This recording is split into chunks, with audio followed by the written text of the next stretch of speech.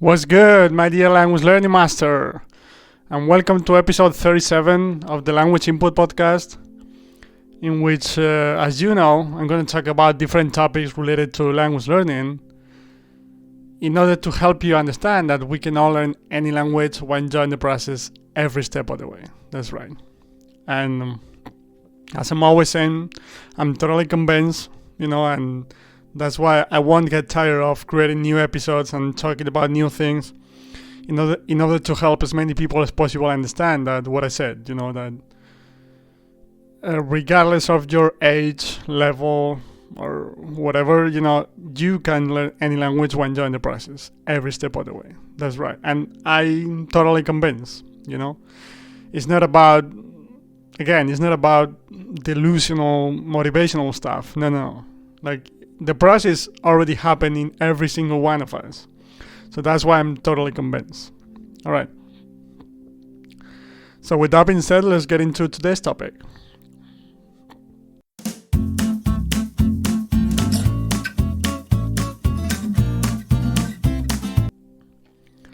And today I'm going to talk about the side effects of learning a language with the traditional grammar approach. Well, not learning a language, because that's never happened, but the side effects of trying to learn a language through the traditional grammar approach. Okay. And I've already talked about in previous episodes. I've already talked in previous episodes about the fact that we don't need to study grammar in order to learn a language. Yeah. And I even took it a step further later on and said that I actually think it's harmful. It actually gets in the way. Okay. But today I want to get more specific as to what specific things it causes in our brain, in our process, from a motivation standpoint and from different points of view. Okay. Perfect. So let's get into it. And the first thing I want to say is, as I've talked about many times, consciously learning a rule or consciously learning a part of the language doesn't mean that you're going to be able to produce it the right way in a real-time conversation, right? They're just two completely different processes. All right, we acquire a language subconsciously, and that's a key factor. That's a key thing to understand. All right, and so once we understand that, the first side effect of the traditional grammar approach is the fact that after all those, traditional grammar classes, we're going to get out to the real world, and when we're going to try to speak, we're going to have to think about every single thing we want to say, right? And can you relate to that feeling? Yeah. And that's actually the reason why most people, when they try to speak in a foreign language, they have a hesitant style with a lot of pauses, right? Yeah, you've probably heard that, and you've probably felt that yourself, right? That sort of you know what I mean, right? That sort of speech, and that's because they're trying to access that conscious knowledge they got from traditional grammar classes. But again, they're two completely different processes. Okay, and I've talked about this many times as well, but the fact that you consciously know the rule doesn't mean that you're going to be able to produce it the right way. And actually, many times, right away, right after you said something, you yourself realize that you made a mistake because you consciously knew the rule. But consciously knowing the rule didn't prevent you from making that mistake. If that makes sense. Okay.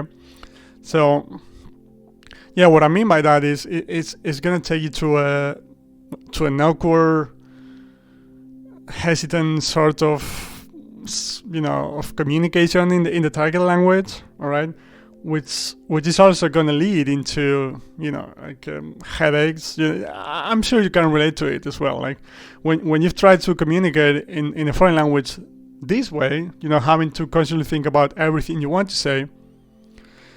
Can you relate to the feeling of just feeling so tired mentally after 15, 20 minutes even. That you think your head is gonna explode, right? And you're just gonna get away from it, from that specific situation, because it's so tiring mentally, right? Because that's just not the way we communicate. That's not the way the language mechanism works. When we communicate in a native language, words come out of our mouths naturally. We don't have to think about them, right? They just come out. And that's the way it works. That's the way we should learn other languages as well. So that's one of the first side effects of the traditional grammar approach. That hesitant style with a lot of pauses that gives you headaches every 15 minutes, and that in general is just so awkward and unnatural, right? What else? Another side effect, and they're all related. Everything I'm gonna talk about is related, but as I've talked about in the episode about the fact that I believe traditional grammar classes actually get in the way, is because of the monitor thing. Because even when we acquire the language the right way for most of the time, so we're gonna rely on our subconscious knowledge of it to communicate, which is the right way, like I said. So even in that situation, there's gonna be moments in which, because of that traditional grammar approach, we're gonna be thinking about what we're about to say, right? So we're gonna monitor that, and that's not something you can control. You've had those conscious grammar classes.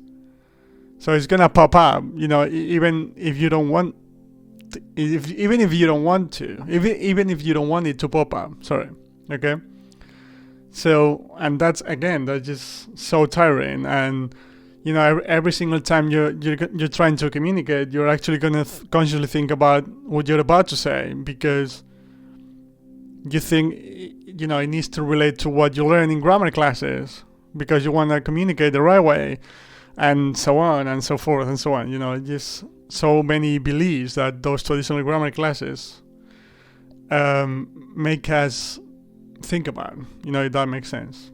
Okay. Then there are also other side effects related to the motivational part of it. I've just seen it so many times in so many people, and I keep seeing it, and it breaks my heart. And what I'm going to talk about is the fact that there's so many people that are about to give up, or that have already given up, or are thinking about it, because of, first of all, how boring and inefficient the approach is. Yeah, well, inefficient. It has a 0% success rate, so that's pretty inefficient. Yeah, but what I mean is, the process is so hardworking, so boring, and there's no reward whatsoever. And even after many years of trying to learn a language this way, people can't still communicate. So that leads to so much frustration, and actually, I don't blame those people. I myself was on the verge of giving up sometimes, before I knew about all this, of course, because it's just such a long, boring, hard-working process that leads nowhere. I've talked about it many times as well, but I did study English in primary school, high school, college for so many years. And so many people can relate to this. And when I was 18, 19, 20, I could pass pretty much any grammar exam, but I just couldn't speak the language at all, And I've also talked about the fact that I learned the language by watching the NBA, right? Because I was interested in it, because I love it. And that was the thing that helped me the most, And there's just so many people that can relate to that feeling, whatever the target language is, They've been trying to learn the language for many years, and the process has been boring and hardworking, like I said, and it just took them nowhere. So they're ready to give up, or they've already given up, and And like I said, I don't blame them. I totally understand it. It's just, who's going to be willing to try that approach for 1, 2, 3 more years if they know they're going to hate it? They're going to hate the process, first of all, and then it's just not going to work. It's just flat out horrible. There's no other way to look at it. Okay? And then, like after all those years of trying to learn a language that way, even if they've realized, or even if they're convinced that that's not the way to learn a language, and they're trying different approaches, they're trying to learn the language the right way, the natural way, okay, the way we all learn our native language again. Even then, because we've had traditional grammar education for so long, we're still going to have a lot of beliefs when it comes to language learning. Like even, like deep down, even if we don't realize, even if we're consciously convinced by the fact that the natural approach is the way to go, those old beliefs are going to pop up every now and then. Like for instance, because the traditional grammar approach tries to tell us that we should start communicating pretty much from day one. Yeah, because you're that's what it's based on, right? And the language process just doesn't work like that. Like I've talked about 100 times. Yeah, and we see it in kids all the time. They listen to the language for a long time until they're ready to start speaking. It's just how it works. It's the way it works. And again, the fact that they can communicate when they're a year old doesn't mean that the process is not working. Doesn't mean that they're not learning. They actually are, and you can pretty much check that out by seeing that they can understand quite a bit already, right? So the fact that the traditional grammar approach tells us that we should be able to communicate pretty much from day one, even if we no longer believe that, even if we're convinced by the natural way, like I said, we're still gonna try to force the issue many times. Because, say you're trying to learn a new language and you've been learning it for 6 months, for a year, and you can understand quite a lot, right? But you can't communicate yet because you didn't get to that point yet. Not because you're not talented or that shit, You're just not there yet. You need to get more comprehensible input. It's just the way it works, all right? But because we've had those traditional classes, we think we should be able to communicate. And also we think that our practice or our output is going to lead us to actually acquiring the language, which is wrong, We learn a language by getting comprehensible input, and output eventually shows up as a consequence. All right. So when we speak, we're not improving. To put it into simple words, when we speak, we're just showing what we've already learned. All right. So the fact that you're going to be speaking for 3 hours a day doesn't mean that you're going to get better. All right. Indirectly, it might mean that because, if you're speaking your target language for 2-3 hours a day, you're probably gonna have conversations with other people, and you're gonna get responses. So you're gonna be listening to comprehensible input, right?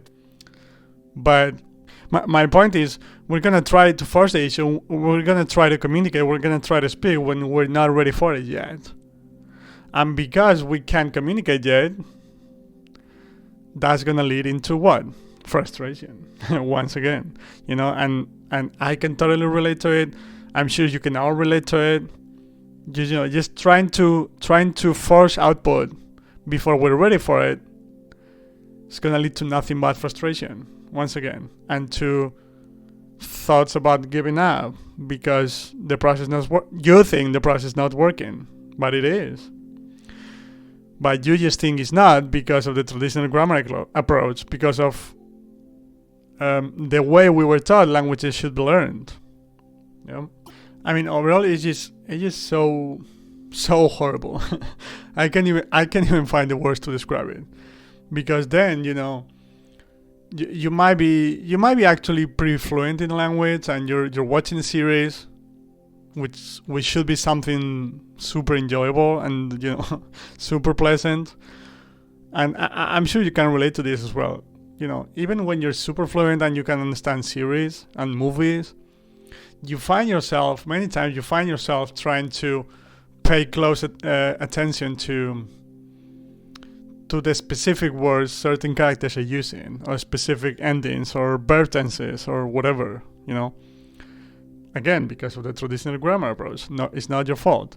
So instead of actually enjoying the series or the movie and worrying about content, about the message, which is the most important thing, the only thing that matters actually, you find yourself paying attention to specific word, to verb endings, whatever it is, and you're actually not enjoying that specific activity as much as you should.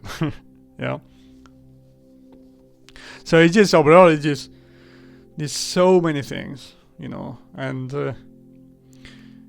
I'll keep repeating it, that when we're learning a language and when we're teaching a language, we don't have to talk about the language itself. We have to talk about other topics. We have to create stories. We have to watch movies, etc., that happen to be in that language. Okay? So what we're interested in is the story itself, the movie, the cartoon, the book, whatever the podcast is talking about. And because we're interested in the topic, and when we understand it, of course, we're gonna subconsciously acquire the language, right? Because it's just the way it works, and it's so much more pleasant. Just imagine not having to worry about what specific word did that character use, or what's that verb ending, or why did you use the subjunctive here? That's a question I get so many times as a native Spanish speaker. Yeah. And well, I'll talk about that in another episode. I'll dedicate an entire episode I'll dedicate an entire episode to little silly examples like that, because there's thousands of examples in every single language in the world. I'm talking about what I said about the subjunctive, what a word. I get asked that question so many times, and I myself, as a native speaker, I have no idea why I used it. It just sounded right to me, which is the way it works, which is that feeling of correctness that we develop in our own native language by just listening to the language. And, I don't consciously know why I use the subjunctive, but I used it the right way because I've listened to it many times, and because it just sounds right. And like I said, I talked about this in another episode, but there's so many examples of, if you're not a native English speaker, you've probably heard of phrasal verbs, right? Which for native English speakers is a verb followed by a preposition, like go on or look after, stuff like that. And the reason I'm mentioning that is because I keep asking my English-speaking friends about that, and again, they have no idea what that is, and and our teachers just try to pound that in our heads so many times, like phrasal verbs and concepts like that, and native people don't even know what that is. and again, I'll talk about this in another episode. I'll talk about so many different examples in different languages that native people have no idea what we're talking about, and we as non-native speakers trying to learn the language are worried about that. It just doesn't make any sense. And again, it's a byproduct of the traditional grammar approach. It's just horrible. I talked about this every single day with different people, and I'm still amazed at our, I don't even know how to explain it. I'm still amazed at our attempt to learn a language that way. Because it is horrible, it's never worked, it never will, and we keep doing it the same way. It just doesn't make any sense. Anyway, but to sum things up here, And for you, for everyone who got to this point, well, thank you in advance for getting to the end of this episode. But mainly, I'm just gonna sum it up that the side effects of the traditional grammar approach are, first of all, that hesitant style with a lot of pauses, that awkward and natural style that's gonna give us nothing but headaches.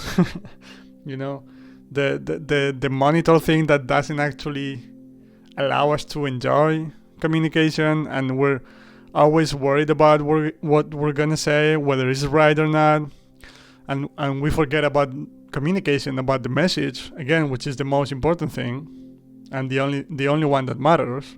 And then when it comes to motivation, when it comes to that part of the process, it's just gonna lead us into giving up, frustration, boredom, and all the adjectives that you can think of in that sense, right? And then it's also going to lead us into misunderstanding how the process actually works, which eventually is going to lead into more frustration, even when we're convinced by the fact that the natural way is the way to learn a language, because it's the way we all learn a native language, and a process that works 100% of the time, by the way. Okay, so it is flat out horrible. I won't get tired of it, of saying that. I mean, so that's it for today, everyone. And like I said, thank you for listening till the end. I really appreciate it. And as usual, any question you may have when it comes to the language learning process, your opinion on today's specific topic, any suggestion, idea for the future, I'll be happy to read your comments. I'll be happy to answer your questions, and you'll be giving me ideas for future episodes as well. So thank you in advance for that, and hope you have a good day, whatever you might be. And I'll see you in the next one. Thanks so much. Bye bye.